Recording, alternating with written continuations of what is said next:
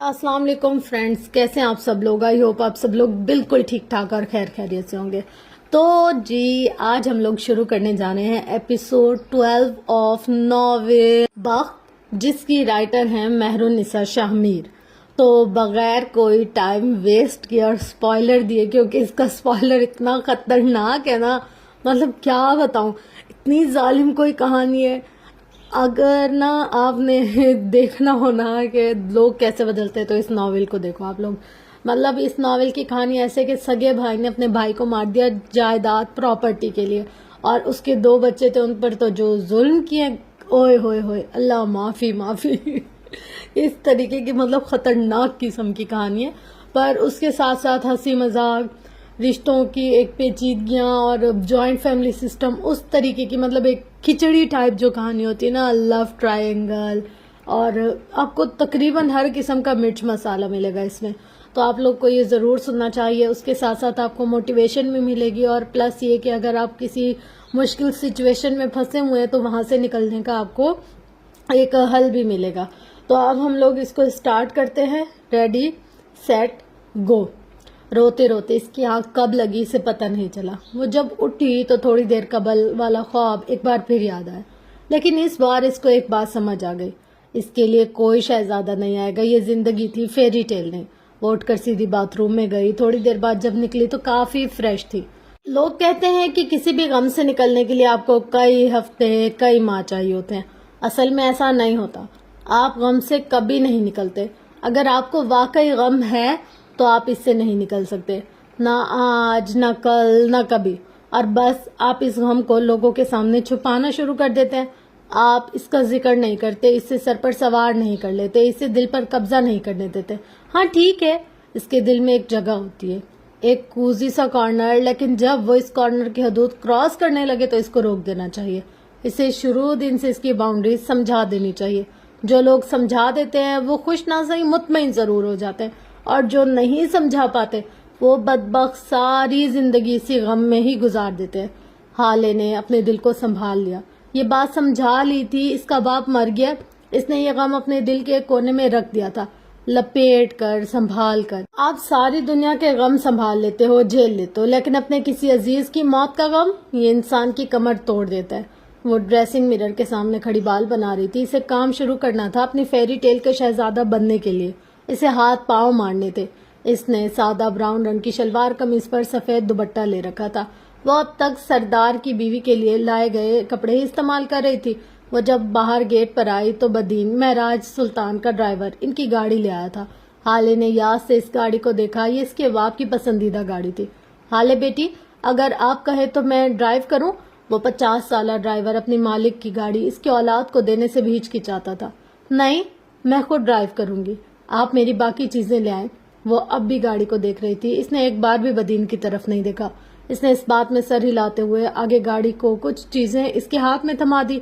इसमें हाले का एटीएम कार्ड था, गाड़ी की चाबी थी, और महराज सुल्तान का एटीएम था। ये सारा सामान इसने मेहर माँ से कहकर मंगवा लिया था। बाकी चीजें गाड़ी में रख दी हैं बेटी। हाले ने सर के खम से शुक्रिया अदा किया और दरवाजा खोलती गाड़ी में आकर बैठ गई थी। एकदम जैसे इसका दम घुटा था। आंखों के आगे एक और मंजर उभरा। गाड़ी के शीशे और छत पर जोर जोर से हाथ मारती हाले, बिखरी हालत, पल पल बढ़ता खौफ। इसने अपने जहन से सारे ख्यालात झटके थे। अभी ये सब कुछ सोचना नहीं था। इसने चाबी घुमाई और जन से गाड़ी भगाकर ले गई। सबसे पहले वो बैंक गई। इसने बैंक में महराज सुल्तान के 3 लॉकर्स और चाबियां लेकर मैनेजर के साथ लॉक खोले। इसने एक लॉकर खोला था, लेकिन खाली लॉकर इसका मुंह चिढ़ा रहा था। हाले को हैरत हुई। वो कई बार अपने बाप के साथ आई थी, लॉकर्स कभी खाली नहीं रहे थे। इसने दूसरा लॉकर खोला, इसमें पैसों की एक गड्डी थी, लेकिन हाले को यह नहीं चाहिए था।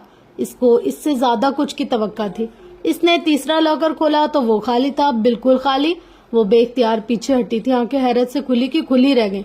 अगर ये लॉकर खाली थे तो प्लाट के कागजात, घर के कागजात, घर की चाबी सब कहाँ था? वो भागकर बाहर आई थी। मैनेजर इसके पीछे आया था। इसने एटीएम मशीन में कार्ड लगाया, 0 बैलेंस। इसका चेहरा जर्द पड़ने लगा। इसने महराज सुल्तान का एटीएम कार्ड लगाया था। अब किसके हाथ कब कब आए थे? 0 बैलेंस। इन 2 फिक्रों ने जैसे इसके मुंह पर थप्पड़ दे मारा था। पहले वो हैरान हुई, अगला लम्हा गम, फिर गुस्सा, और अब इंतकाम ने इसे हर मिनट के 1000वें हिस्से में खुद को 3-4 कैफियत से गुजार लिया था। اس کا آدھے سے زیادہ زیور ان لاکرز میں تھا. اس کے باپ نے سارے کاغذات یہی رکھے تھے. وہ جانتی تھی ان کو نکالا گیا تھا, اس کے اکاؤنٹس منجمد کر دیے گئے تھے. وہ انتقام کے سفر پر نکلتے ہی بری طرح ناکام ہوئی تھی. اس کے پاس اور کیا تھا, اور کیا؟ وہ بینک کے باہر بینچ پر بیٹھی سوچ رہی تھی. ٹریفک اور آس پاس گزرتے لوگوں کا شور, ان کی باتیں, اس کا ذہن مفلوج ہونے لگ گیا تھا. اس کے پاس کوئی اثاثہ نہیں تھا, اس کے پاس کوئی رقم باقی نہیں تھی. اس کے باپ کی گریچوٹی ملنے میں ایک عرصہ لگ جاتا. اگر اسے انصاف یا انتقام لینا تھا تو سب سے پہلے فائنینشلی مضبوط ہونا تھا, اور پہلے ہی قدم پر وہ بری طرح گری تھی. وہ سر ہاتھ میں گرائے بیٹھی رہی. وہ کہاں جائے؟ عمر کے گھر اسی لیے نکلی تھی کہ اپنے باپ کے گھر جائے گی, لیکن اس کو تو یہ بھی نہیں پتا تھا کہ وہ گھر کس ایریا میں تھا. اس نے بے بسی سے آسمان کی طرف دیکھا تھا. یہ کیسی آزمائش ہے میرے اللہ, اور اگر یہ آزمائش ہے تو سرخرو کرنا, میں تیری کمزور بندی ہوں. اچانک اس کی نظر آس پاس گزرتے لوگوں پر پڑی. وہ اسے عجیب نظروں سے دیکھ رہے تھے, کچھ طنز تو کچھ استہزاء, کچھ پر تجسس, کچھ پر ملامت بھری نظریں. آلے نے کراہ کر آنکھیں میچ لی تھی. اس کی تصویر 2 دن سوشل میڈیا پر ٹاپ ٹرینڈ رہی تھی, کون بھول سکتا تھا. وہ مرے مرے قدموں سے اٹھی اور پارکنگ ایریا کی طرف بڑھ گئی. اب اس کا رخ سلطان ہولڈنگز کی جانب تھا. وہ جب سلطان ہولڈنگز پہنچی تو کسی نے اس کو روکنے کی جرات نہیں کی. شاید کسی کو یہ حکم نہیں تھا. ریسیپشن ڈیسک پر بیٹھی لڑکی نے مسکرا کر اسے خوش آمدید کہا. آلے نے سر کے خم سے جواب دیا اور آگے بڑھ گئی. یہ سفر اس کی زندگی کا سب سے لمبا سفر تھا. اس کے قدم من بھر کے ہو رہے تھے, دل میں ابال اٹھ رہا تھا, مٹھی بھینچ رکھی تھی, آنکھیں بار بار نم ہوتی تھی جنہیں وہ بے دردی سے رگڑی تھی. اس کے جاتے ہی ایک دراز قد سی آنکھ والا نوجوان ریسیپشن ڈیسک تک آیا. ریسیپشنسٹ سے شمس سلطان کا پوچھا اور آگے بڑھنے لگا. جب وہ اسے روکنے لگی, سر پلیز آپ اس طرح نہیں جا سکتے, مجھے پہلے شمس سر کو انفارم کرنا ہوگا. وہ بوکھلا سی گئی. وہ پورا کا پورا اس کی طرف مڑا تھا, ہونٹ مسکراہٹ میں ڈھلے تھے, گال کا گڑا واضح ہوا تھا. دونوں ہاتھ ریسیپشن ڈیسک پر رکھے وہ اس کی طرف جھکا. کیا تم مجھے جانتی نہیں ہو؟ میں شمس سلطان اور معراج سلطان کا داماد ہوں, یہاں کا اگلا باس. ہاں ٹھیک ہے, ابھی ہمارے تعلقات درست نہیں ہیں, لیکن باسز ایک دن ٹھیک ہو جاتے ہیں. ملازمین کو چاہیے کہ ان کے معاملات سے دور ہے اور ہر باس کو ایک سی عزت اور احترام دے. کیا پتا نئے آنے والے باس کا دماغ گھوم جائے اور وہ ریسیپشنسٹ کو ہی فائر کر دیں. آخر میں معصومیت سے بول کر پیچھے ہٹا. اس لڑکی نے بے اختیار تھوک نکلا. آپ جا سکتے ہیں باس, وہ سفید پڑتے ہوئے چہرے کے ساتھ بولی تھی. اس نے حال سلطان کو اغوا کر رکھا تھا. یہ بات ہی اس لڑکی کا خون خشک کر رہی تھی. عمر نے افسوس سے سر کو نفی میں ہلایا. ایسے نہیں, مسکرا کر کہو. چلو جلدی, پہلے کھل کر مسکراؤ اور پھر کہو آپ جا سکتے ہیں باس, وہ جبرن مسکراتے ہوئے بولی. عمر ایک ناپسندیدہ نظر اس پر ڈالتا آگے بڑھ گیا. اس کو تو مسکرانا بھی نہیں آتا, آنے دو مجھے کمپنی میں, سب سے پہلے اسی کو ہی فائر کروں گا. ہاں, وہ سر جھٹکتے آگے بڑھ گیا. حالے لفٹ سے نکلتے ہی شمس سلطان کے آفس کی جانب بڑھ گئی تھی. اس نے آفس کا دروازہ کھولنا چاہا لیکن وہ لاک تھا. اس کے آبرو سکڑے تھے, ساتھ ہی اسے اپنے باپ کے آفس سے کچھ آوازیں سنائی دی. شمس سلطان کے آفس کے ساتھ ہی معراج سلطان کا آفس تھا. اس کا باپ نہیں تھا تو اس کے آفس سے آواز. اس نے کانپتے ہاتھوں سے دروازہ کھولا, لیکن سامنے کے منظر نے جیسے اس کی روح کھینچ لی ہو. دل سے خون رسنے لگا تھا. دل میں اٹھتے ابال مزید بڑھ گئے تھے. سامنے شمس سلطان پاور سیٹ سے ٹیک لگائے بیٹھے تھے, فون کان سے لگائے. وہ کسی سے ہنس ہنس کر بات کر رہے تھے. حالے کو دیکھ کر ان کی مسکراہٹ سمٹی تھی, آنکھوں میں سرد مہری در آئی تھی. وہ اسی طرح چوکھٹ پر کھڑی رہی, شل بے حس و حرکت کرب کی انتہا کو پہنچی. یہ اس کے باپ کی جگہ تھی. ابھی اس کو مرے 2 دن ہوئے تھے اور اس کے چچا نے اس آفس پہ قبضہ کر لیا تھا. تمہاری جرت کیسے ہوئی میرے آفس میں قدم رکھنے کی, وہ پھنکارے تھے. حالانکہ بے جان وجود کو جیسے کسی نے جھنجھوڑ کر جگایا تھا. اس کے حلق میں آنسوؤں کا گولا اٹکا تھا, لیکن یہ طے تھا کہ وہ کم از کم اپنے باپ کی قاتل کے سامنے نہیں روئے گی. نہیں, یہ میرے باپ کا آفس ہے, آپ یہاں کیوں ہیں؟ اس کی آواز میں واضح لرزش تھی. او, مجھے تو پتا ہی نہیں تھا. تمہارا شکریہ مجھے یہ بتانے کے لیے کہ یہ تمہارے باپ کا آفس ہے, لیکن تم ذرا اپنی معلومات اپ گریڈ کر لو. وہ اپنی سیٹ پر ٹانگ چڑھائے مزید رونت سے بیٹھ گئے. یہ آفس تمہارے باپ کا تھا, انہوں نے تھا پر زور دیا. اب یہ آفس میرا ہے, شمس سلطان کا, اور میں یہاں تم جیسے بد کردار لڑکیوں کے داخلے ممنوع قرار دیتا ہوں. بہتر ہوگا کہ اپنی شکل لے کر یہاں سے دفع ہو جاؤ. ان کی آواز ٹھنڈی تھی, ریڑھ کی ہڈی کو سرد کرنے جیسی ٹھنڈی. حالے 2-3 قدم آگے آئی تھی. شمس کی سرد آنکھوں میں دیکھتی بولی, میں یہاں 1000 بار آؤں گی. میرے باپ نے آپ کی کمپنی کے 25% شیئرز خریدے تھے. آپ کو چاہیے کہ مجھے ایک ایک پیسے کا حساب دے. مجھے اور میرے بھائی کو ہمارا حصہ دے, ہمارا حق دے. آپ نے ہمارے اکاؤنٹس فریز کروا دیے ہیں. آپ نے میرے باپ کے لاکر خالی کر دیے, میرے باپ کے آفس پر قبضہ کر لیا. آپ نے وہ یہ نہیں کہہ سکی کہ آپ نے میرے باپ کو قتل کر دیا. وہ نہیں کہہ سکتی تھی, اس کی اپنی مجبوریاں تھی, اس کا بھائی تھا. شمس نے ناپسندیدگی سے اس کو دیکھا. میں بالکل بھی نہیں جانتا تم کیا بکواس کر رہی ہو, کس اکاؤنٹ اور کس لاکر کی بات کر رہی ہو. میں نے یہ سب نہیں کیا, اور رہی بات تمہارے حصے کی تو جاؤ, ایک پیسہ بھی نہیں دوں گا. بابا جان کی جائیداد کی اٹارنی میرے پاس ہے, سو تم جو کچھ کر سکتے ہو. ویسے تمہیں شرم آنی چاہیے. باپ کو مرے جمعہ 8 دن نہیں ہوئے اور آ گئی ہو حصہ لینے. توف ہے تم پر. وہ حقارت سے بولے تھے. وہ کیسی ڈٹائی سے جھوٹ بول رہے تھے. حالے کو رنج ہوا. میں آپ پہ کیس کر سکتی ہوں. آپ اس طرح میرا حق غصب نہیں کر سکتے. میرے بھائی اور میری پڑھائی رہتی ہے, آپ کو شرم آنی چاہیے. اپنے مرحوم بھائی کے بچوں کا حق کھاتے ہوئے کیس کرو گی؟ اوکے. انہوں نے سمجھنے والے انداز میں سر ہلایا. جاؤ, کیس ایک نہیں 10 کیس کرو, لیکن تمہاری سنے گا کون؟ تمہاری کریڈیبلٹی ہی کیا ہے؟ ایک آوارہ گھر سے بھاگی ہوئی لڑکی, اور پھر آتا ہوں میں شمس سلطان, ایک باعزت اور معزز شہری, ایک باوقار آدمی, ایک کامیاب بزنس مین, ایک ایسا عظیم آدمی جس نے اپنے بھائی کی وفات کے بعد بھی اپنی بھابھی اور بھتیجے کو گھر رکھا ہوا ہے. میرے مقابلے میں تمہاری کون سنے گا؟ میں جج خرید لوں گا, گواہوں کے منہ بند کر دوں گا, ثبوت مٹا دوں گا. تم کیا کرو گی حالے؟ ہر کوئی بکاؤ نہیں ہوتا آپ کی طرح. آپ ہر کسی کو نہیں خرید سکتے. اس نے جیسے کوئی امید کا سرا ڈھونڈنا چاہا. ہاں بالکل صحیح کہہ رہی ہو. جو بکاؤ نہیں ہوتا وہ ڈرا ہوا ہوتا ہے. اپنی کسی کمزوری, کسی فیملی ممبر کی وجہ سے میں ان کی کمزوری خرید لوں گا. میں ان کی فیملی کو نقصان پہنچاؤں گا, اپنا خاندان برباد کر کے کوئی تمہیں انصاف نہیں دلوائے گا. میں کورٹ میں ایسے لوگ لاؤں گا جو قرآن پر ہاتھ رکھ کر کہیں گے کہ تم مجھ سے وقتاً فوقتاً کافی رقم لے چکے. اور بالفرض اگر کوئی تمہارا کیس لڑنے کو تیار ہو بھی جائے تو میں جج کو مجبور کر دوں گا. وہ تمہیں 1.5 سال بعد کی تاریخ دے, میں اس کیس کو 20 سال چلاؤں گا, اور آخر میں تمہارے حصے میں کیا آئے گا؟ کچھ بھی نہیں. تم خالی ہاتھ رہ جاؤ گے. تمہاری فیملی تم سے منہ موڑ لے گی. تمہارا سو کالڈ شوہر تمہیں چھوڑ دے گا. اس لیے بہتر ہے گھر جاؤ اور آرام کرو. اس وقت شمس سلطان ایسا فرعون بنا ہوا تھا کہ کوئی بھی موسیٰ مجھے روک نہیں سکتا. وہ نخوت سے کہہ رہا تھا. حالے نے زخمی نظروں سے ان کو دیکھا. آپ ایسا کیسے کر سکتے ہیں؟ آپ کو خود سے شرم نہیں آتی؟ میں آپ کی بھتیجی ہوں, میرا باپ آپ کا بھائی تھا. آپ ایسا کیوں کر رہے ہیں آخر؟ میں اس لیے کر رہا ہوں کیونکہ مجھے تم سے سخت نفرت ہے. تم نے جو کچھ کیا, اس عمل سے تم نے میرے دل میں اپنی عزت اور اپنی محبت ختم کر دی. تم ایک بد کردار لڑکی ہو, اور شمس سلطان بد کرداروں سے سخت نفرت کرتا ہے. ٹھیک ہے, میں سخت تھا, غصیل تھا, لیکن میں تمہیں پسند کرتا تھا, تم سے محبت کرتا تھا. اور تم نے کیا کیا؟ سارے خاندان کی نیک نامی پر دھبا لگا دیا. تم نے اپنی عزت اور محبت میرے دل سے خود ختم کی, اور اب یہاں سے دفع ہو جاؤ. میں تمہاری شکل بھی نہیں دیکھنا چاہتا. اپنے بھائی کے لیے پریشان ہونے کی ضرورت نہیں ہے. اس کی فیس اور اس کی پڑھائی کے اخراجات میں دیکھ لوں گا. وہ میرا بھتیجا, اور احسان کرنے والے انداز میں کہہ رہے تھے. وہ ایسے جیسے کوئی بہت بڑی نیکی سر کرنے جا رہے ہو. اسی وقت کھلے دروازے سے عمر حیات اندر داخل ہوا تھا. وہ دونوں ایک ساتھ مڑے تھے. اوہ, تو یہ جناب بھی تشریف لائے ہیں. مطلب یہ سارا پلان تھا. شرم کرو حالے, شرم. ان کے لہجے میں تذیق تھی. حالے تو گویا بفر ہی گئی. ہر بار میں ہی کیوں کروں شرم؟ آپ نے اپنی شرم کہاں بیچ کھائی ہے؟ ہمارے اثاثے چھپا لیے, ہمارے اکاؤنٹس فریز کروا دیے, میرے باپ کو ہسپتال میں. عمر نے آگے بڑھ کر اس کے منہ پر اپنا بھاری ہاتھ رکھ دیا.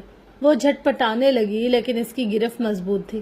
اصل میں یہ صدمے میں ان کی وجہ سے میں معذرت کرتا ہوں. آپ پلیز ان باتوں کو دل پر نہ لیجیے گا. میں انہیں لے جاتا ہوں, آپ اپنا کام کریں پلیز. وہ ہمزو حالے کے منہ پر ہاتھ رکھے کہہ رہا تھا. شمس نے بس سر ہلایا. عمر اسی طرح حالے کو کھینچتے ہوئے باہر لے گیا. وہ عمر کے بازو پر ناخن مار رہی تھی, لیکن اس کو تو جیسے پرواہ ہی نہیں تھی. لفٹ میں آ کر عمر نے اس کو آزاد کیا تھا. وہ زخمی شیرنی کی طرح اس پر چھپٹی تھی. تمہاری ہمت کیسے ہوئی؟ ہاتھ کیسے لگایا تم نے مجھے؟ میں تمہیں چھوڑوں گی نہیں, اپنے ہاتھوں سے تمہاری جان لے لوں گی. تم نے مجھے روکا, کیوں روکا؟ وہ مجھے بے شرم کہہ رہے ہیں، بے غیرت کہہ رہے ہیں، اور وہ خود کیا ہے؟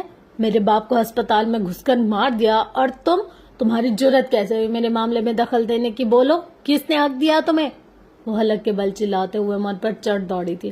عمر نے تندہی سے اس کو گھورا تھا۔ صدمہ آپ کے دماغ پر چڑھ گیا ہے، اس لیے ان کے سامنے یہ ساری بکواس کرنے گئی تھی آپ؟ کیا لگتا ہے آپ کو؟ ہاں، وہ شرمندہ ہو کر آپ کے قدموں میں گر جائیں گے یا پھر آپ کے حصے کی معافی مانگیں گے؟ کیا لگتا کیا ہے آپ کو؟ فوراً اس سے اٹھ کر آپ کا حصہ دے دیں گے، یہ لگا تھا آپ کو؟ وہ اسی وقت آپ کا گلا گھونٹ کر آپ کو مار دیتے، آپ کی لاش تک بھی نہ ملتی آپ کے وارثوں کو، یا پھر ہاں، وہ آج حسن کو مار دیتے، آپ کی ماں کو مار دیتے۔ وہ ایک قتل کر چکے، دوسرا کوئی مسئلہ نہیں۔ ان کے لیے بدلہ لیں گی، انتقام لیں گی، اس طرح لیں گی، یہ پلان ہے آپ کا؟ وہ سخت غصے میں تھا، اس کا چہرہ سرخ ہو رہا تھا، حالے کے اوپر جیسے کسی نے ٹھنڈا برف پانی ڈال دیا ہوتا، لیکن بظاہر گردن اکڑائے رکھی۔ تم میرے معاملات سے دور رہو عمر حیات، میں جو چاہوں کروں۔ تم ہوتے کون ہو مجھ پر حق جمانے والے؟ تمہاری حیثیت کیا ہے؟ باپ میرا مرا ہے نا، تمہارا نہیں۔ تکلیف میں جانتی ہوں، تم نہیں۔ اگر میرا بھائی مرتا ہے تو مار دے، لیکن میں خاموش نہیں بیٹھوں گی، اور تم آئندہ میرے معاملات سے دور رہنا۔ انگلی اٹھا کر اس کو وارن کیا تھا۔ جج صاحب کی موت آپ سے زیادہ میرا معاملہ ہے، یہ بات آپ اپنے ذہن میں بٹھا لیں، اور اگر آئندہ آپ نے میرے معاملات کو خراب کرنے کی کوشش کی تو اچھا نہیں ہوگا۔ حالے خاموش بیٹھنے کا کون کہہ رہا ہے آپ کو؟ ہر کام کرنے کو ایک اسٹریٹجی ہوتی ہے، آپ کو حساب سے چلنا ہوگا، ورنہ باپ تو مر ہی گیا ہے، باقی خاندان کی لاشیں بھی جلد مل جائیں گی۔ اب کہ اس کا لہجہ بلند نہیں تھا، اس کے لہجے میں کاٹ سی تھی، اور اس کی آخری بات نے حالے کا دل بری طرح دکھایا تھا۔ اس کے پاس بولنے کو کچھ نہیں تھا، وہ اپنی جلد بازی کی وجہ سے اپنے خاندان کو کھونے جا رہی تھی، یہ خیال ہی جان لیوا تھا۔ اسی وقت لفٹ کھلی تھی اور وہ گراؤنڈ فلور پر آ گئے تھے۔ حالے بہت سی امیدوں کے ساتھ اوپر گئی تھی، لیکن واپسی پر وہ اس کے ہاتھ خالی ہی تھے۔ وہ بے خوف گئی تھی، واپسی پر اپنے خاندان کی موت کا خوف ساتھ لائی تھی۔ اس نے جس غم اور ڈپریشن کو کھینچ کر خود سے الگ کیا تھا، وہ ایک بار پھر ایک چور دروازے سے اس کے دل میں داخل ہو گیا تھا، اب کی بار زیادہ تیزی سے اور زیادہ شدت سے۔ حالے کو لگا تھا جیسے وہ اب کبھی اپنے خاندان کے لیے کچھ نہیں کر سکے گی، اگر کچھ کیا تو وہ انہیں کھو دے گی۔ خاندان کو کھو دینے کا خوف ہر خوف سے بڑا ہوتا ہے۔ مہراج سلطان کے قتل کے ایک ہفتے بعد وہ صبح ذرا خوشگوار سی طلوع ہوئی تھی، لیکن بس کچھ ہی لوگوں کے لیے۔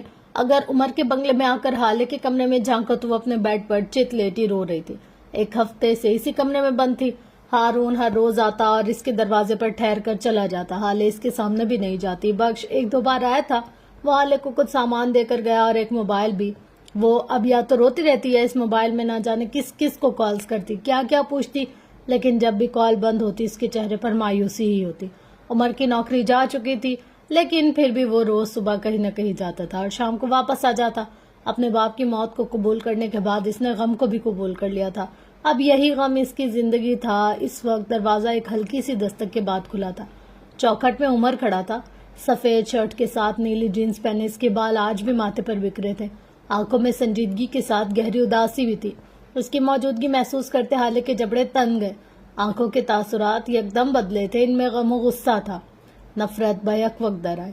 لفٹ والے واقعے کے بعد وہ آج کے اس کے سامنے آیا تھا، وہ حالے کے پاس بیڈ پر آ کر بیٹھ گیا تھا، کھڑکی کے بلائنڈر سے آتی روشنی عمر کے چہرے پر پڑ رہی تھی، اس کی شیپ کافی دنوں کی بڑی ہوئی لگتی تھی۔ کافی دیر خاموش رہنے کے بعد اس نے بولنا شروع کیا تھا۔ آپ کب تک اس طرح خود کو اذیت دیتی رہیں گی؟ آگے کا کچھ تو سوچا ہوگا نا آپ نے؟ اپنے باپ کی زمین، ان کا حق آپ کا حق ہے، سب کچھ کس طرح واپس لینا ہے، انتقام کیسے لینا ہے، کہ آپ کے پاس کوئی پلان ہے؟ وہ اپنے ازلی مدھم لہجے میں پوچھ رہا تھا، اس کی آواز صحرا کی پیاسوں کی تاثیر مٹا سکتی تھی۔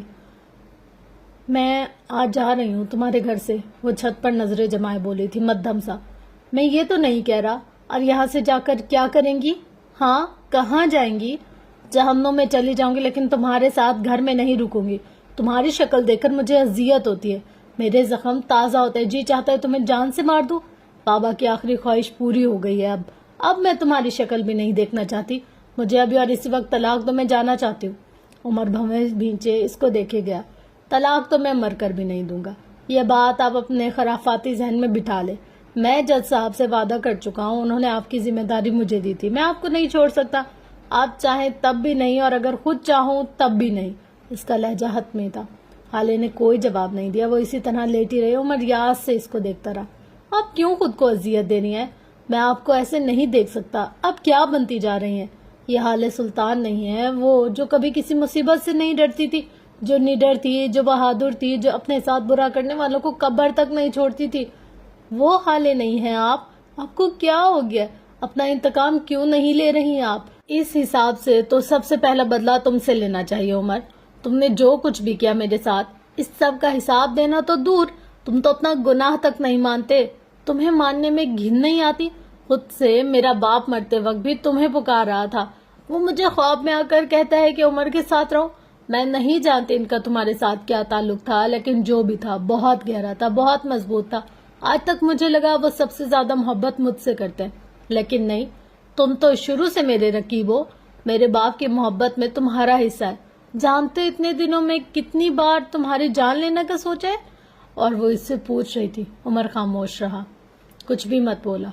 जब जब मेरा दिल धड़कता है तब तब, लेकिन मैं क्यों कुछ नहीं कर पाती पता है?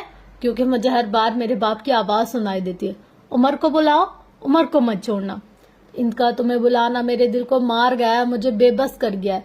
मैं इस इंसान को कैसे मार दूं जिसको आखिरी वक्त में मेरे बाप ने पुकारा, जिसको बाबा ने अपना प्रोटेक्टर समझा। मैं तुम्हें नहीं मार सकती उमर, क्योंकि अभी मेरा गम ताजा है, लेकिन जिस दिन मेरा गम जरा देर को मुझे भूला, इस दिन मैं तुम्हें मारूंगी। और मैं नहीं चाहती वो दिन कभी आए। मैं कयामत के दिन अपने बाप के सामने सर झुकाए नहीं रखना चाहती। मैं इनकी आखिरी पुकार को रायगा नहीं जाने दे सकती।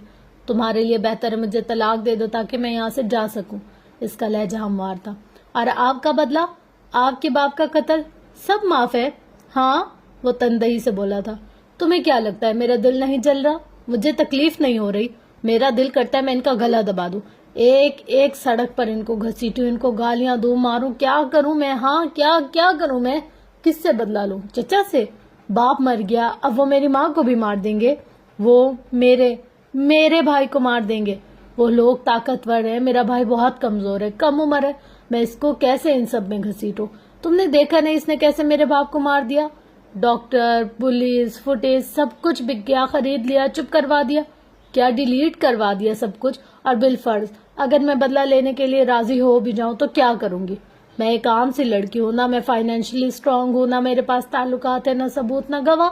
ये एक वीडियो किस किस अदालत में लेकर फिरती रहूंगी? जो लोग मेरे बाप को अस्पताल में घुसकर मार सकते हैं, वो इस वीडियो के लिए मुझे या मेरे भाई को भी मार सकते हैं। मेरा भाई इस घर में रहता है। एक मिनट से भी कम वक्त में मार देंगे। एक हफ्ते में मैंने सिर्फ गम नहीं मनाया, मैंने हर जगह चेक किया, मैंने हर रास्ता देखा। मेरे चचा ने हमारे अकाउंट्स फ्रीज करवा दिए और अब मेरे पास कोई रकम नहीं है। बाबा के प्लाट्स, बाबा का घर, इसके सारे कागजात मिसिंग है। मेरे पास जो वाहिद पैसा है वो मेरे बाप की पेंशन है।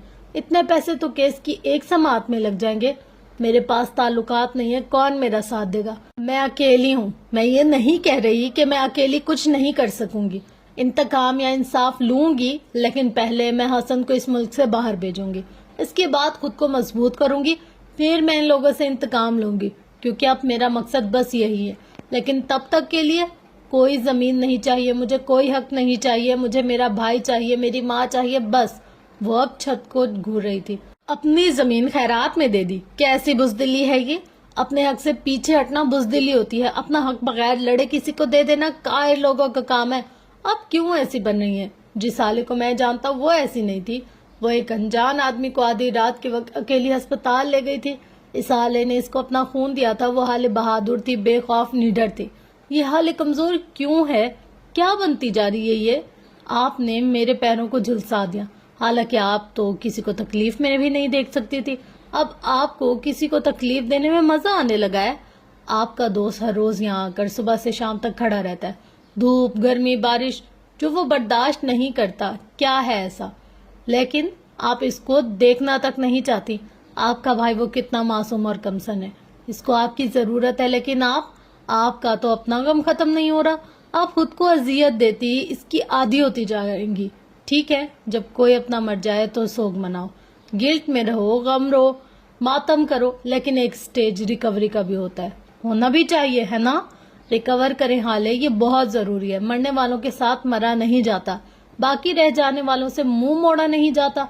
मुझे सजा देना चाहती हैं? दे, کوئی ایسا ثبوت میرے منہ پر لا کر مانے کہ اگلی سانس لیتے ہوئے بھی مجھے شرمندگی محسوس ہو۔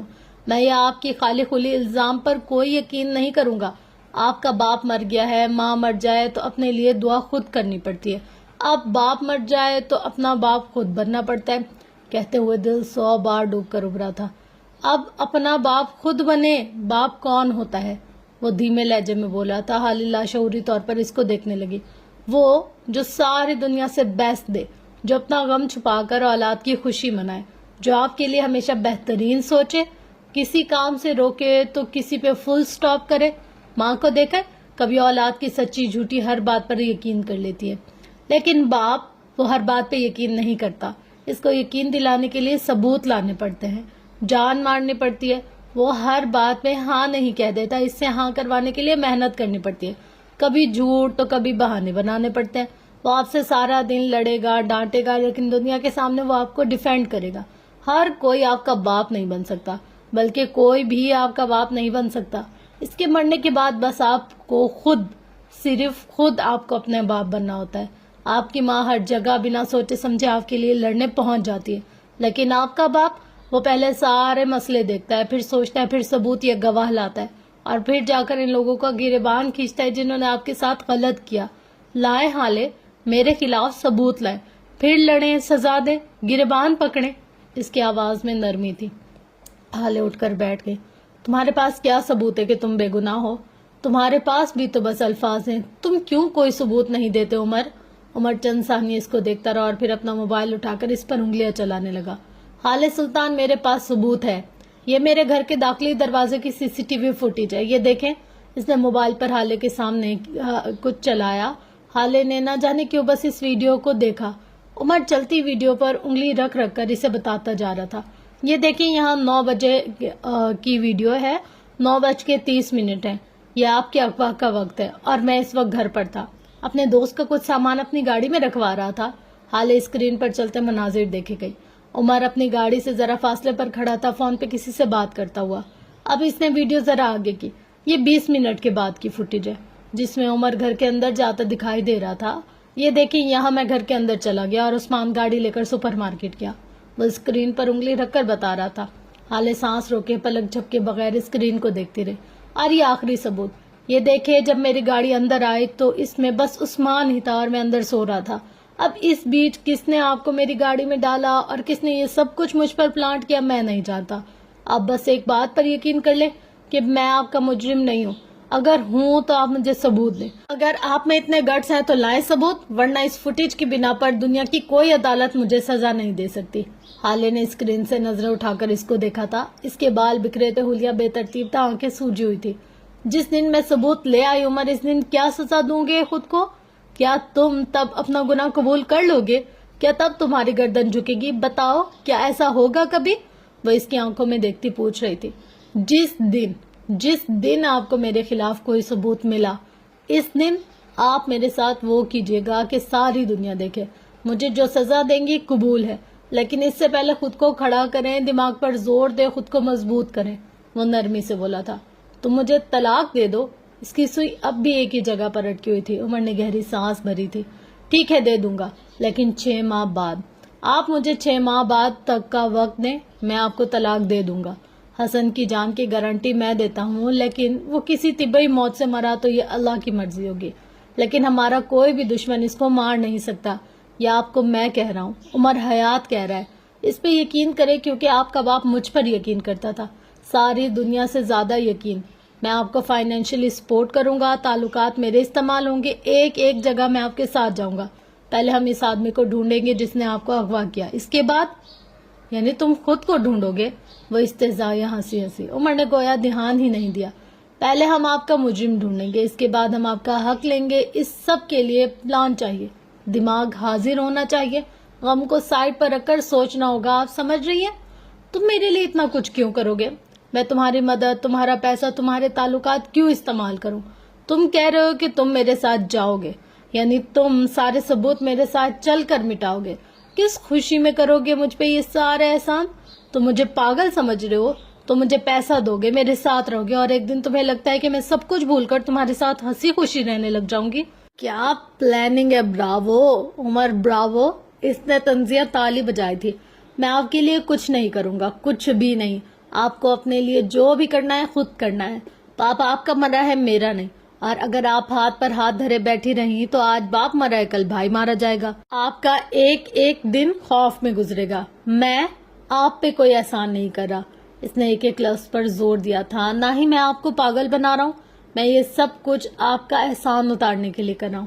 اس رات آپ نے میری جان بچائی تھی، اب مجھے موقع دے کہ میں آپ کا خاندان بچانے میں آپ کی مدد کروں۔ ہر احسان کا بدلہ ہوتا ہے، آپ مجھ سے اپنے احسان کا بدلہ لے لیں، میں آپ کے ساتھ رہوں گا۔ تو اس میں فائدہ صرف آپ کا ہی ہے۔ میں کیا کچھ کر سکتا ہوں آپ جانتی ہیں، میں کن کن لوگوں کو جانتا ہوں، میں کیا کچھ کروا اور منوا سکتا ہوں آپ کو سمجھنا چاہیے۔ میں آپ کے لیے ضروری ہوں، میرا کام، میرے تعلقات، سب کچھ آپ کے لیے ضروری ہے۔ اور رہی بات ثبوت مٹانے کی، تو کیا آپ اتنی بیوقوف ہے کہ خود ثبوت تک نہیں جا سکتی؟ یا پھر آپ یہ کہہ رہی ہیں کہ میں اتنا جینیس ہوں کہ آپ کی آنکھوں کے سامنے ثبوت مٹا دوں گا یا آپ کو ڈوج دوں گا؟ بولیں، مانتی ہے مجھے جینیس؟ وہ چیلنج کر رہا تھا۔ تم یہ سب کیوں کر رہے ہو؟ عمر کے چہرے پر زخمی سی مسکراہٹ آئی تھی۔ پہلی بات، اگر سچ کہوں تو یہ سب کچھ اپنے لیے کر رہا ہوں۔ جج صاحب میرے لیے میرا خاندان تھے، آپ ان کے اولاد ہیں، انہوں نے آپ کی ذمہ داری مجھ پر ڈالی تھی، میں ان کی بات، ان سے کیا وعدہ نبھانا چاہتا ہوں۔ وہ مجھے اتنے ہی عزیز تھے جتنے کہ آپ کو، یا شاید پھر اس سے بھی زیادہ۔ یہ بات مجھے آپ کو بتانے کی ضرورت نہیں ہے، ان کی آخری ویڈیو میں آپ سن چکی ہوں گی۔ جس شخص کو آپ مرتے وقت پکارتے وہ آپ کے لیے سب سے زیادہ عزیز ہوتا ہے۔ ان کے معاملے میں آپ سے اتنا مخلص ہوں جتنی آپ خود سے بھی نہیں ہوگی۔ دوسری بات، میں واقعی آپ کے اس احسان کے بدلے کچھ کرنا چاہتا ہوں اور اپنی پوزیشن کلیئر کرنا چاہتا ہوں۔ میں نے آپ کے ساتھ کچھ غلط نہیں کیا، میں آپ کا مجرم نہیں ہوں، یہ بات میں آخری دفعہ منہ سے کہہ رہا ہوں، اس کے بعد ثبوتوں کے ساتھ کہوں گا۔ اور میرا قصور صرف یہ ہے کہ میں اس رات سو گیا تھا، مجھے نہیں سونا چاہیے تھا، یہ میری زندگی کی سب سے بڑی غلطی تھی۔ اور تیسری وجہ، عمر نے اس کے چہرے سے نظر ہٹا لی، تیسری وجہ آپ ہے، میں آپ کے ساتھ رہنا چاہتا ہوں کیونکہ یہ میں نہیں جانتا، لیکن آپ مجھے لگتا ہے کہ میں آپ کو کبھی چھوڑ نہیں سکتا۔ ان 6 مہینوں میں میں خود کو اور اس تعلق کو چانس دینا چاہتا ہوں، یک طرفہ چانس۔ شاید یہ پاگل پن ہے، شاید بے وقوفی، لیکن کبھی کبھی کسی عزیز کو قریب رکھنے کے لیے پاگل یا بے وقوف بننا اچھا ہوتا ہے۔ حالے یک ٹک اس کو دیکھے گئی بے تاثر نگاہوں کے ساتھ۔ اگر تم بے قصور نکلے، اگر تم بے گناہ نکلے، تب بھی عمر، تب بھی میں تمہارے ساتھ نہیں رہوں گی۔ میں تم سے نفرت کرتی ہوں، تم زمزم سے دھل کر بھی آ جاؤ، میں تب بھی تمہیں چھوڑ دوں گی۔ میرے دل میں نفرت کا بیج جڑ پکڑ چکا ہے، میری وراثت میں ہے، جس سے ایک بار نفرت ہو جائے وہ ہم سلطانز کے دل میں دوبارہ نہیں آ سکتا۔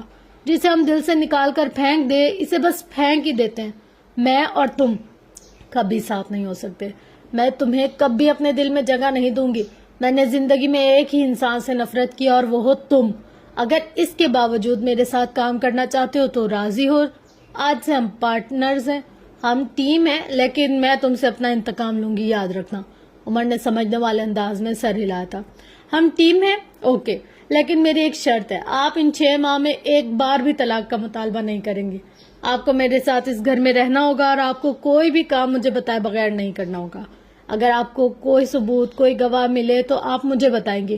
اگر منظور ہے تو آج رات 8 بجے میری اسٹڈی میں آ جائیے گا، ہم کام شروع کر دیں گے۔ وہ کہہ کر رکا نہیں، لمبے لمبے ڈگ بھرتا چلا گیا۔ حالے نے گہری سانس بھری تھی، اس کی آنکھوں میں کرچیاں سی بھر گئی تھی۔ اس نے چہرے پر ہاتھ پھیر کر خود کو پرسکون کرنا چاہا۔ وہ اس شخص سے نفرت کرتی تھی، اس کے ساتھ کام کرنے کو حوصلہ چاہیے تھا، ہمت چاہیے تھی، اسے اپنے دل کو مضبوط کرنا تھا۔ وہ ایک بار پھر بیڈ پر بیٹھ گئی، جس کو دیکھ کر وہ کر کی انتہا کو پہنچ جاتی تھی۔ وہ اس کے ساتھ کام کیسے کرے گی؟ بابا، یہ آپ مجھے کیسے آزمائش میں ڈال کر چلے گئے؟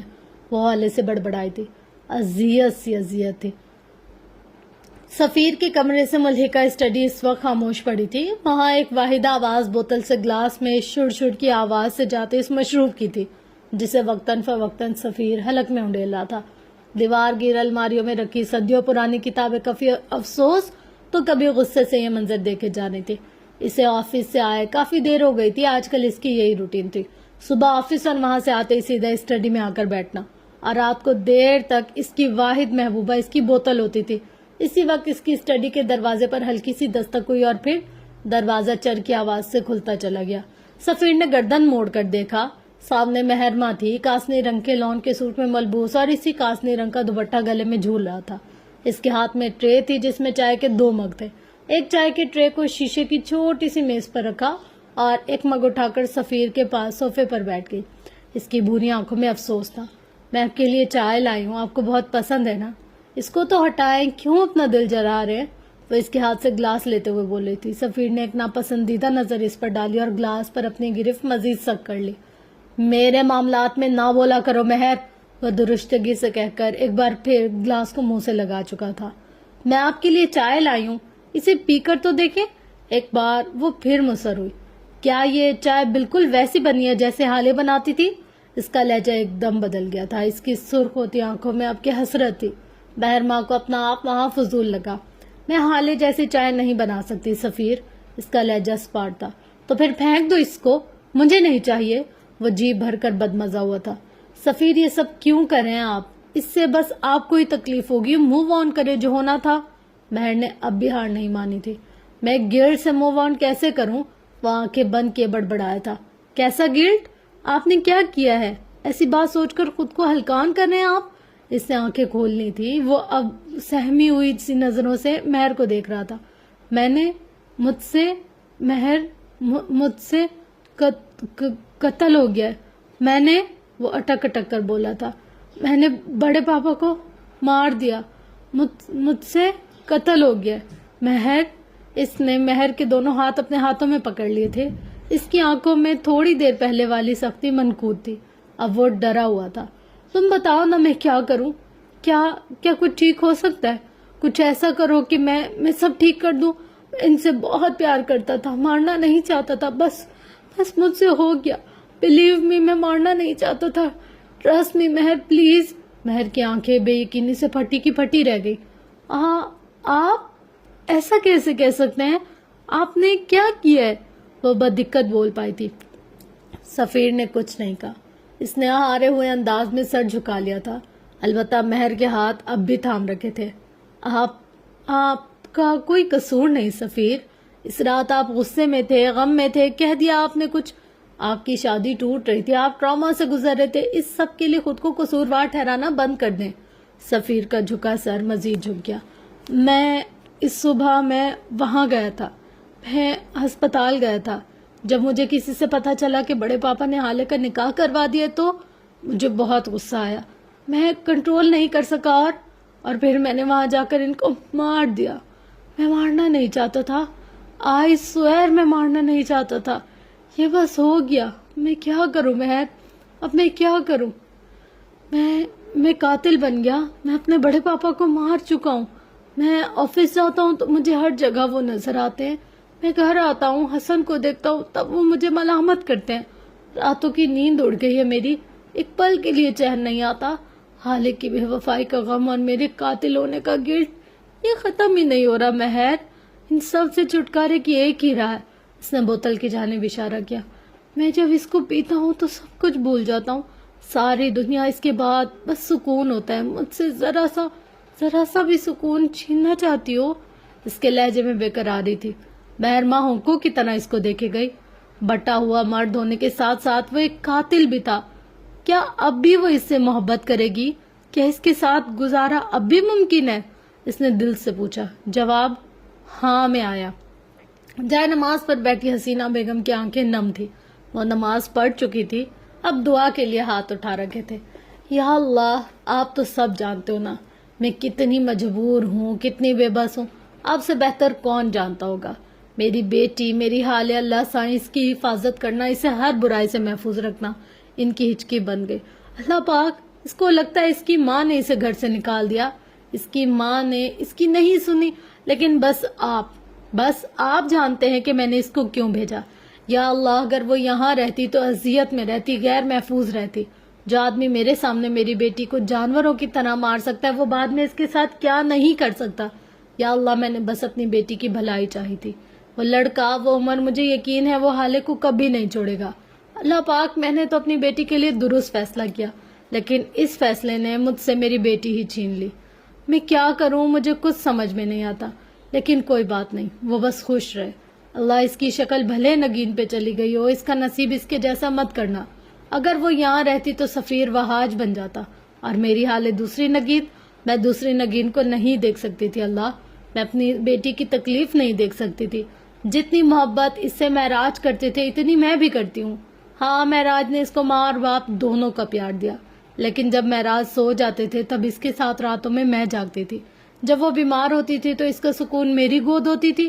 یا اللہ، کوئی کیسے کہہ سکتا ہے کہ میں اسے پیار نہیں کرتی؟ میں نے اسے 9 مہینے اپنے پیٹ میں رکھا ہے، میں نے اس کو پیدا کرنے کی تکلیف اٹھائی ہے۔ کوئی بھی باپ ماں نہیں بن سکتا، کوئی بھی انسان کسی کی ماں نہیں بن سکتا۔ میں اس کی ماں ہوں۔ کوئی میرے دل سے پوچھے میں نے کس طرح اپنی بیٹی کو پٹتے دیکھا ہے؟ یا اللہ، اس کا نصیب اچھا کرنا۔ وہ مجھ سے نفرت کرے، میں ہمیشہ اس سے محبت کروں گی، اور اگر 100 بار ایسا موقع ملا تو 100 بار اس کو عمر جیسے مرد کے ساتھ بھیجوں گی، کیونکہ اس کی میں ماں ہوں، اور ماں سے زیادہ کوئی بھی آپ کا غمخوار یا آپ کا محسن نہیں ہوتا۔ میری بچی کی حفاظت کرنا اللہ۔ انہوں نے دعا مانگ کر چہرے پر ہاتھ پھیرا تھا۔ اب وہ کافی پرسکون تھی۔ باتھ روم میں لگے دیوار کے آئینے کے سامنے کھڑے وہ خود کو غور سے دیکھ رہی تھی۔ رات کے 8 بج چکے تھے، لیکن وہ اب تک یہیں تھی۔ اس نے سفید رنگ کا سادہ سا جوڑا پہن رکھا تھا، ساتھ ہم رنگ دوپٹہ۔ وہ بار بار اپنے منہ پر ہاتھ پانی کے چیٹے مار رہی تھی، خود کو پرسکون کرنے کی کوشش کر رہی تھی۔ یکایک اس کی آنکھیں نم ہوئی اور وہ وہیں واش بیسن پر جھکی رونے لگی۔ اسے اپنے باپ شدت سے یاد آ رہا تھا، اور دوسری وجہ عمر تھا۔ میرے خدایا، میں کیسے اس آدمی کے ساتھ کام کروں جس نے میری عزت 2 کوڑی کی کر دی؟ میں کیا کروں؟ میرے پاس تو کوئی جائے فرار بھی نہیں۔ اس کو دیکھتی ہوں تو میرا دل نفرت سے بھرنے لگتا ہے، اس کو سنتی ہوں تو ایسا لگتا ہے کانوں میں جیسے پگھلا ہوا سیسا ڈال دیا گیا ہو۔ اس کی موجودگی سے مجھے کراہیت آتی ہے، میں اس سے نفرت کرتی ہوں۔ وہ ہنسو نیچے جھکی جاتی اور واش بیسن پر ہاتھ مار مار کر کہے جاتی، مجھے اتنا مجبور کر دیا اللہ، میرے باپ کو مرنے نہ دیتے تو یہ سب کچھ نہ ہوتا اللہ۔ میں کیا کروں، کیا کروں اللہ؟ ہیون کو بچاؤں یا اپنے مجرموں کو ڈھونڈوں اللہ؟ میرے بابا نے مجھے بوجھ کی طرح عمر کے حوالے کر دیا، اس نے میرے ساتھ بڑا ظلم کیا، میں نے اس کو خون دیا، اس کو پھر بھی شرم نہیں آئی، اور میں یہاں سے نہیں جا سکتی اللہ۔ جب یہاں سے جاتی ہوں مجھے میرے بابا کی آواز آتی ہے، عمر کو بلاؤ۔ یہ آواز مجھے ہتھوڑے کی طرح لگتی ہے۔ انہوں نے کیوں بلایا اس کو؟ کیوں؟ اللہ مجھے صبر دے، مجھے ہمت دے، اس شخص کو برداشت کرنے کی ہمت، اپنے خاندان کو جوڑنے کی ہمت۔ پلیز مجھے مت چھوڑنا، پلیز۔ اس نے اب اپنا جھکا ہوا سر اوپر اٹھایا تھا، دیوار کی آئینے میں اب اس کا عکس نظر آ رہا تھا۔ سرخ متورم آنکھیں، سرخ ہوتی ناک اور بکھرے بال، ملکت جیسا لباس، وہ اس طرح کام کرے گی؟ اسے سب سے پہلے اپنی حالت ٹھیک کرنی تھی، یہ ضروری تھا۔ تھوڑی دیر بعد جب وہ باتھ روم سے باہر آئی تو اس نے فیروزی قمیض کے ساتھ سفید ٹراؤزر پہن رکھا تھا، ساتھ ہم رنگ دوپٹہ تھا، بالوں کو جوڑے میں باندھ رکھا تھا جس سے نکلتی 2 لٹیں چہرے پر جھول رہی تھی۔ اسی وقت بیرونی دروازے پر دستک ہوئی، اس نے اپنے کمرے کی کھڑکی سے جھانک کر دیکھا۔ بخش دروازے پر کھڑا تھا اور چوکیدار سے کوئی بات کر رہا تھا۔ اس کے پاس 2 بڑے بڑے ڈبے تھے جن کو زمین پر رکھا ہوا تھا۔ حالے نے وہیں سے اس کو نیچے ٹھہرنے کا اشارہ کیا اور خود سیڑھیاں چڑھتی نیچے آ گئی۔ اب وہ دروازے کے باہر کھڑی تھی، بگ سے کوئی بات بھی کر رہی تھی۔ سارا سامان لے آئے ہو؟ وہ نیچے بڑے ڈبوں کو دیکھتی پوچھ رہی تھی۔ جی بی بی، مہر باجی بہت غصہ ہوئی، انہوں نے کہا سامان قیمتی ہے، لیکن پھر حسن بھائی آ گئے اور انہوں نے آپ کی الماری سے سارا سامان نکال دیا، اور آپ کو پتا ہے انہوں نے کہا میں سامان کو رکشے میں نہ لے جاؤں، خود آئے تھے وہ ڈرائیور کے ساتھ، ابھی بالکل ابھی۔ اس سے تفصیلی جواب کی عادت تھی۔ حالے کی آنکھوں میں زخمی سا تاثر آیا۔ وہ اندر کیوں نہیں آیا؟ اس نے میرا انتظار بھی نہیں کیا، وہ کیسا ہے؟ اس کے لہجے میں بے قراری تھی۔ وہ اصل میں ان کو کام تھا، ورنہ وہ ٹھہرتے انتظار کرتے، آپ کا بہت یاد کرتے ہیں، آپ کو سچ کہہ رہی ہوں۔ بخش جب بھی جھوٹ بولتا تھا وہ آخر میں یہی کہتا تھا سچ کہہ رہا ہوں۔ اچھا ٹھیک ہے، تم جاؤ اور اماں کا خیال رکھنا۔ حالے نے ایک بار بات بدلی تھی۔ وہ خاموشی سے کھڑا رہا۔ اس وقت حالے کی نظریں اس کے پیروں میں رکھے سفری بیگ پر پڑی۔ کیا تم گاؤں جا رہے ہو؟ اس کے آبرو تفکر سے سکڑے تھے۔ بی بی، میں یہاں رہنا چاہتا ہوں، آپ کی خدمت کرنا چاہتا ہوں، میں وہاں واپس نہیں جاؤں گا۔ میں ان لوگ کے ساتھ نہیں رہ سکتا جنہوں نے میرے مالک پر ہاتھ اٹھایا۔ مجھے اور میری ماں کو معراج صاحب نے رکھا تھا، میرے مالک وہ تھے یا پھر آپ۔ میں وہاں واپس نہیں جاؤں گا۔ اگر آپ نے مجھے وہاں بھیجا تو میں گاؤں چلا جاؤں گا، لیکن اس گھر میں قدم نہیں رکھوں گا۔ وہاں کا کھانا کھاتا ہوں تو اب گلے میں اٹکتا ہے، خود کو بے غیرت محسوس کرتا ہوں۔ یا تو آپ مجھے رکھ لیں یا پھر مجھے گاؤں جانے دیں۔ اس نے ہنزو گردن جھکا لی۔ حالے اس کو دیکھ کر گہرا مسکرائی تھی۔ ٹھیک ہے، تم اندر آ جاؤ۔ وہ بالآخر مان گئی۔ बख्श की तो बाछें ही खुल गईं। सच्ची बीबी जी, वो खुशी से फूले नहीं समा रहा था। ये लाइंस याद करने में कितना वक्त लगा था तुम्हें? वो इसको बागौर देखते हुए पूछ रही थी। बख्श गड़बड़ा गया। क्या मतलब? ये मेरी अपनी लाइंस है? हाले ने समझने वाले अंदाज में आंखें घुमाई थी। तुम्हें पता है बख्श, ये जिस फिल्म के डायलॉग्स हैं वो फिल्म मैंने और हसन ने 7 बार देखी है, सो मुझे बेवकूफ मत बनाओ। तो क्या अब मैं यहाँ नहीं रह सकता? इसके अरमानों पर ओस सी पड़ गई। मैं अपनी बात से मुकरती नहीं हूँ। वो बोलकर मुड़ गई और दरवाजे पर रुककर चौकीदार को मुखातिब किया। शानों से कहो इसे क्वार्टर में एक कमरा दे दे, और याद रहे इसके कमरे में कोई और ना रहे। इसे पढ़ाई भी करनी होती है, ये सामान भी अंदर पहुंचा दो। वो तहक्कुम मगर नरमी से बोलती अंदर बढ़ गई थी। गली के कोने में गाड़ी के शीशे से झांकते हसन ने पुरसुकून होकर सीट से टेक लगा ली थी। ड्राइवर गाड़ी आगे बढ़ा ले गया। स्टडी का दरवाजा खोलकर जब वो अंदर दाखिल हुई तो इसे तीनों दीवार पर बुक्स सी सजी हुई नजर आई थी। एक दीवार पर आईना था, बस एक दीवार मुख्तलिफ थी। इस दीवार पर पेंटिंग्स लगी थी, बाकी तीनों दीवारें जैसे हसरत से इसको देख रही थी। स्टडी काफी कुशादा थी।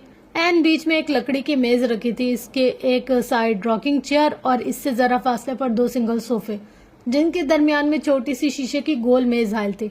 उमर इसी सिंगल सोफे पर लैपटॉप गोद में रखे बैठा था। हालांकि मौजूदगी महसूस करते हुए भी वो मुड़ा नहीं था। आप 15 मिनट लेट हैं।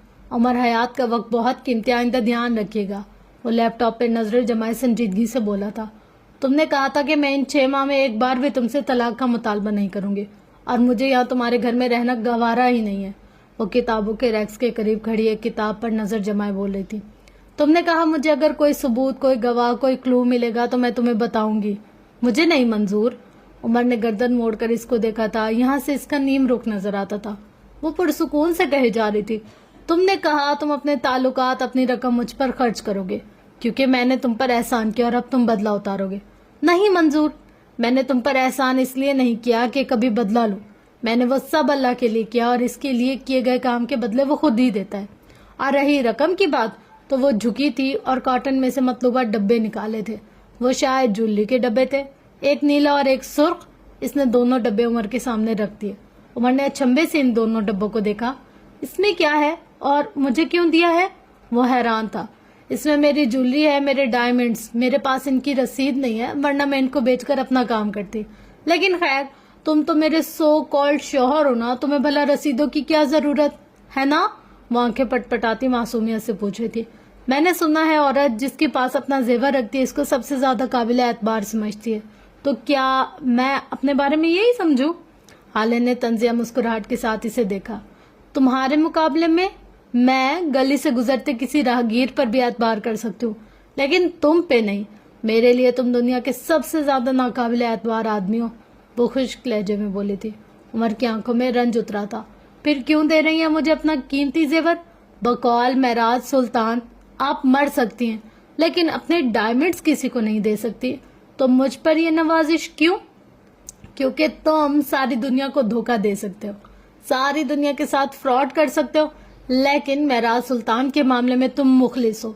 तुम चाह कर भी इनका गिफ्ट किया हुआ जेवर घुमा नहीं सकते, ना इसके जरिए मुझे धोखा दे सकते हो। अब तुम इसकी हिफाजत मुझसे ज्यादा करोगे, मैं जानती हूँ। खैर, सैलून के बाहर वाली फुटेज दिखाओ मुझे। वो इसके साथ सोफे पर बैठी बोली थी। उमर ने खामोशी से 1-2 बटन दबाया और अब स्क्रीन पर सैलून से बाहर निकलती हाले की फुटेज चल रही थी। थोड़ी देर बाद वो गाड़ी में बैठी दिखाई दे रही थी। हाले बगौर एक एक चीज को नोट करती गई। वैसे एक बात है, आपकी गाड़ी का रंग व्हाइट है और ये गाड़ी ऑफ व्हाइट है। आप इसमें कैसे बैठ गई? क्या आपने कलर पर गौर नहीं किया? वो स्क्रीन को देखकर नॉर्मल लहजे में पूछ रहा था। हाले की गर्दन में गिल्टी से उभर कर मालूम हुई थी। तुम्हारे प्लान्स इतने शानदार थे कि मुझे किसी चीज पर गौर करने का मौका ही नहीं मिला। वो अपने खफत छुपाने को सारा इल्जाम इस पर डाल गई। उमर ने गहरी सांस भरी थी। अब अगले कई साल तक जो भी लड़की अगवाओगी इसका इल्जाम उन्होंने मुझ पर ही डालना होगा। आधा घंटा पीछे करो इसे, वो हुक्म दे रही थी। उमर ने वीडियो रिवाइंड की थी। यहाँ वो ड्राइवर गाड़ी के ऊपर कोई पार्सल का डब्बा लिए इससे कुछ खा रहा था। हालांकि आबरू सुकड़े। जूम करो जूम करो। वो इसी तरह स्क्रीन को बगौर देखते हुए कह रही थी। ये जो खा रहा है इस पार्सल पे जूम करो। उमर ने जूम किया था। चूंकि फुटेज HD थी, सो पार्सल पर लिखा रेस्टोरेंट का नाम वाज़ेह था, पारिस फूड्स। ये रेस्टोरेंट में जानती हूँ, इस सैलून के आगे जहाँ गली खत्म होती है इससे जरा आगे ये रेस्टोरेंट है। यहाँ इस इलाके का सबसे बेहतरीन लजानिया मिलता है। ملتا تو وہ اپنی دھن میں بولی، ہمارے پاس اس وقت لزانیہ سے زیادہ بڑے مسئلے اگر آپ غور فرمائیں. وہ جل کر بولا تھا. حالے نے قہر آلود نظروں سے اس کو دیکھا تھا.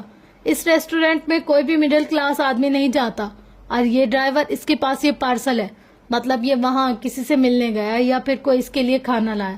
اب ہم ریسٹورینٹ کی فوٹیج میں یہ دیکھیں گے کہ کون اس کے لیے کھانا لایا یا پھر وہ کس سے ملنے اس ریسٹورینٹ میں آیا. وہ سنجیدگی سے کہہ رہی تھی.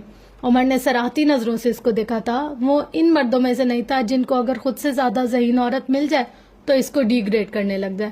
میں فوٹیج کے لیے کال کروں ان کو؟ وہ اپنا موبائل اٹھاتا کہہ رہا تھا. ضرورت نہیں ہے، یہ لوگ مجھے ویسے بھی فوٹیج دے دیں گے. میں ان کی فیوریٹ اور فرسٹ کسٹمر ہوں، ہر ہفتے میں یہاں جاتی تھی. وہ اٹھتے ہوئے بولی. عمر نے سر ہلا دیا. گاڑی نکالو، ہم ابھی چل رہے ہیں. ابھی اس وقت؟ وہ حیران ہوا. کیوں؟ کیا صبح تک فوٹیجز ڈیلیٹ کروانے کا ارادہ رکھتے ہو؟ وہ تن سے بولی تھی. عمر کے چہرے کا رنگ بدلا تھا. وہ بغیر کچھ کہے اٹھ کھڑا ہوا. 1 منٹ، اپنا فون مجھے دو. حالے نے اپنی ہتھیلی اس کے آگے پھیلائی تھی. لیکن کیوں؟ اس کے لہجے میں تعجب تھا. کیونکہ میں حالے سلطان تم پہ اعتبار نہیں کرتی. مجھے کیا پتا کہ تم یہاں سے ریسٹورینٹ جاتے جاتے اپنے لوگوں کو بھیج کر ساری فوٹیج ڈیلیٹ کروا دو. اس لیے اپنا موبائل مجھے دو. عمر چند ثانیے اس کو دیکھتا رہا اور پھر موبائل اس کی ہتھیلی پر رکھ دیا. وہ اس عورت کو نہ نہیں کہہ سکتا تھا، اس کی اپنی مجبوری تھی. وہ دونوں جب گیٹ کے باہر نکلے تو ہارون سامنے ہی گاڑی کے بونٹ سے ٹیک لگائے کھڑا نظر آیا. حالے کو دیکھ کر وہ تیز تیز قدم اٹھاتا اس کے قریب آیا. خلاف توقع حالے رک گئے. حالے میری بات سن لو ایک بار پلیز. وہ اس کے قریب کھڑا ملتجی سا کہہ رہا تھا.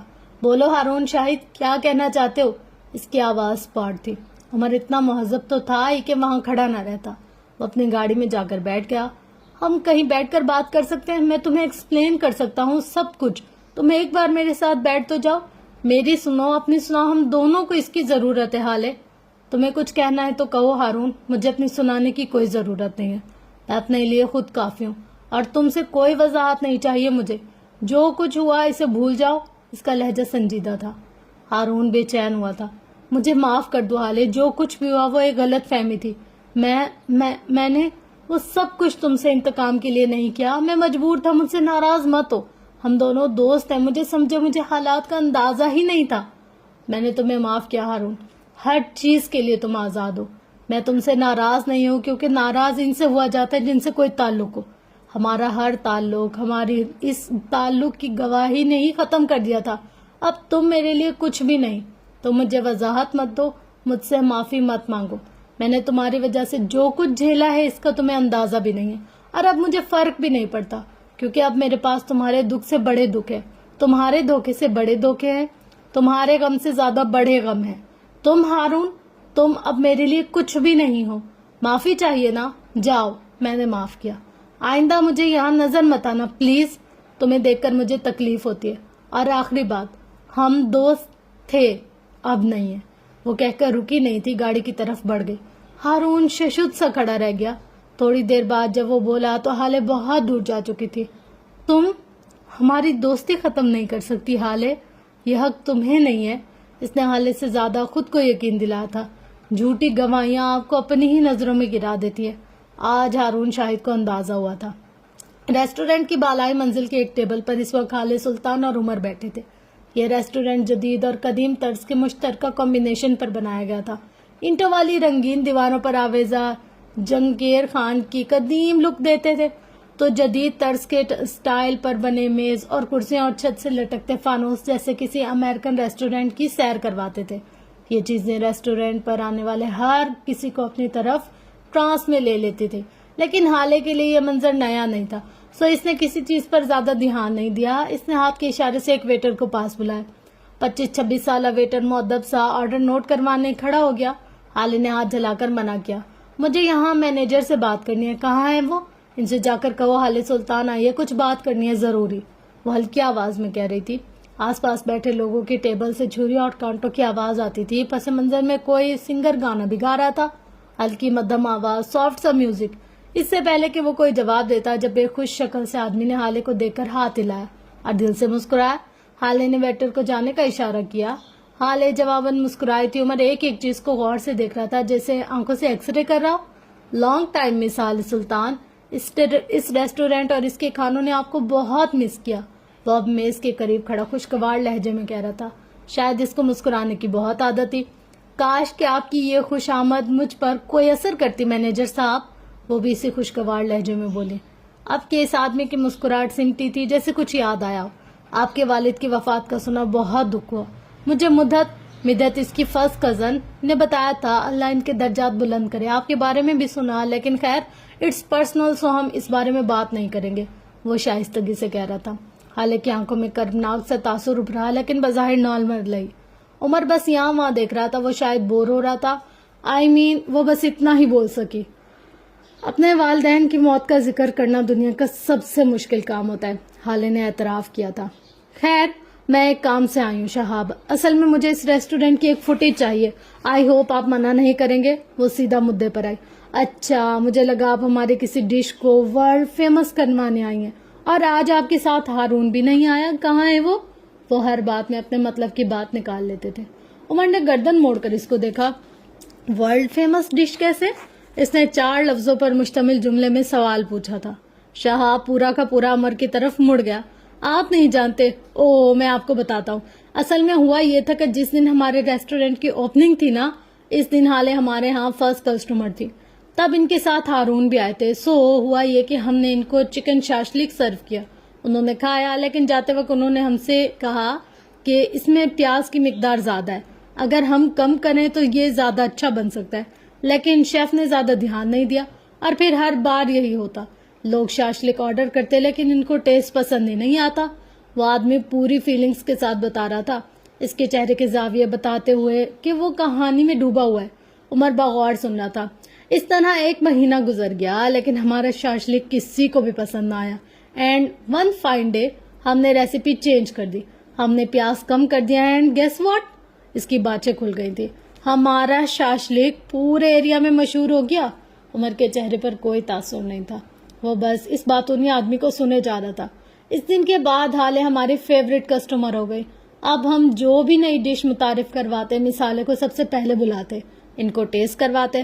اصل میں ہمارے ریسٹورینٹ کے جو مالک ہیں نا, وہ ذرا وہمی سے. ان کو لگتا ہے کہ حالے سلطان ہمارے لیے خوش بخت ہیں. You know. وہ ابھی کچھ اور بھی کہتا جب شہاب صاحب فوٹیج ملے گی. حالے اس کی بات کاٹ کر ایک لفظ پر زور دیتی بولی تھی. جی چلیں, میں آپ کو دیتا ہوں فوٹیج, آپ کو کیسے انکار کر سکتا ہوں. وہ اٹھتے ہوئے بولا تھا, اور وہ دونوں بھی اس کے ساتھ ہی اٹھے تھے. تھوڑی دیر بعد وہ تینوں ریسٹورینٹ کے سیکیورٹی روم میں بیٹھے تھے. ایک دیوار پر بڑی اسکرین نصب تھی. اس کے سامنے ایک میز پر درمیانے سائز کی 3-4 اور اسکرینز نصب تھی. حالے اور عمر انہی کے درمیانی سائز اسکرین کے سامنے کرسی پر بیٹھے تھے. شہاب نے مطلوبہ فوٹیج دکھائی. آدھے پچھلے گھنٹے سے وہ دونوں یہی فوٹیجز دیکھے جا رہے تھے, جس میں وہ ڈرائیور ایک آدمی کے ساتھ بیٹھا ہاتھ ہلا کر باتیں کر رہا تھا. اس کے ساتھ بیٹھا آدمی 40 کے لگ بھگ سا تھا. سادہ سی قمیض شلوار پہنے ہوئے بیٹھے اس شخص کے چہرے پر برہمی تھی. اسی وقت ایک ویٹر ان کا پارسل لے آیا. وہ دونوں خاموش ہو گئے تھے. اس کے جاتے ہی 1-2 مزید باتیں ہوئی. وہ دونوں اٹھ کھڑے ہوئے. حالے بغور اس آدمی کو دیکھ رہی تھی. البتہ عمر کے تاثرات اب بھی سپار تھے. آپ اس آدمی کو جانتے ہیں شہاب؟ حالے اسکرین کو دیکھتے ہوئے پوچھ رہی تھی. میں جانتا ہوں, شہاب کے بجائے عمر نے جواب دیا. یہ 2-3 مہینے پہلے جیل سے رہا ہوا ہے. اس پہ اسمگلنگ کا کیس تھا. یہ اب بھی بیل پر ہے. اس کے کیسز کا انچارج انسپیکٹر محمد خان تھا. میں اس سے ساری ڈیلز لے لوں گا.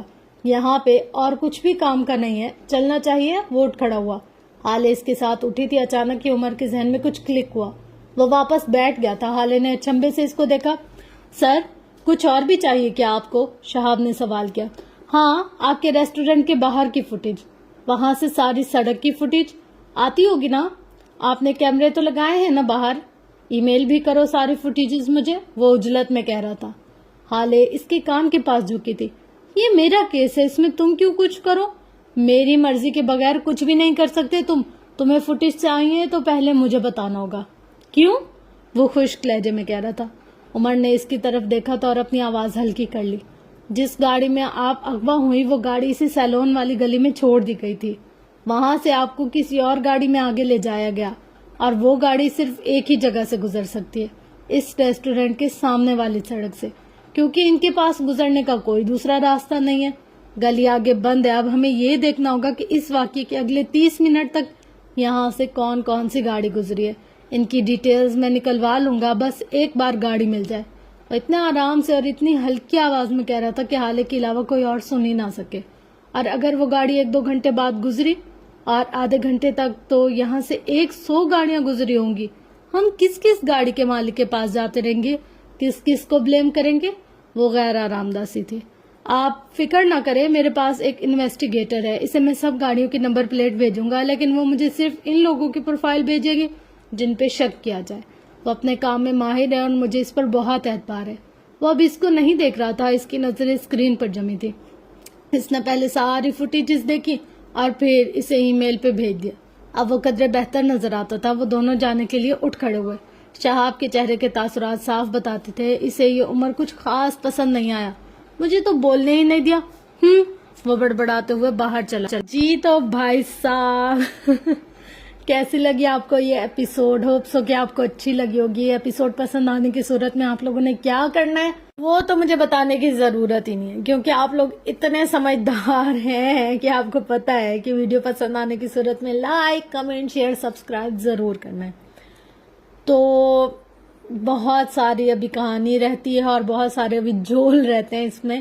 ہر یہ جو ہماری رائٹر ہے نا, یہ بہت زیادہ سسپینس ڈرامے اور سسپینس ناول پڑھتی ہوں گی, تبھی ایسے اوئے ہوئے ہوئے گھمائی ہوئی کہانی ہے نا جہاں بندے کو لگتا ہے او یہ تو اینڈ ہے, اس سے آگے پیچھے اب کچھ ہے نہیں. وہاں سے رائٹر صاحبہ بتاتی کہ نو یہ سٹارٹ ہے, یہاں سے آگے کہانی اور آگے جانے والی ہے. خیر یار بہت مزہ آ رہا ہے, بہت اچھا لگ رہا ہے سچ میں. اس کو پڑھ کرنا ایسے چس آ رہی ہے. اور آپ لوگ بتائے گا کہ آپ لوگوں کو کیسے مزہ آ رہا ہے, کتنا اچھا لگ رہا ہے, نہیں لگ رہا ہے, کیا لگ رہا ہے. جو بھی ہو آپ کا فیڈ بیک بہت زیادہ معنی رکھتا ہے. تو اپنے فیڈ بیک سے مجھے آگاہ کرتے جائیے گا. اور اس کے علاوہ چینل کو لائک, کمنٹ, شیئر, سبسکرائب ضرور کیجیے گا. انشاءاللہ ملتے ہیں نیکسٹ ایپیسوڈ میں. تب تک کے لیے اپنا گرد و نواح اہل و عیال کا بہت زیادہ خیال رکھیے گا اور مجھے اپنی دعاؤں میں بہت زیادہ یاد رکھیے گا. Love you all. اللہ حافظ.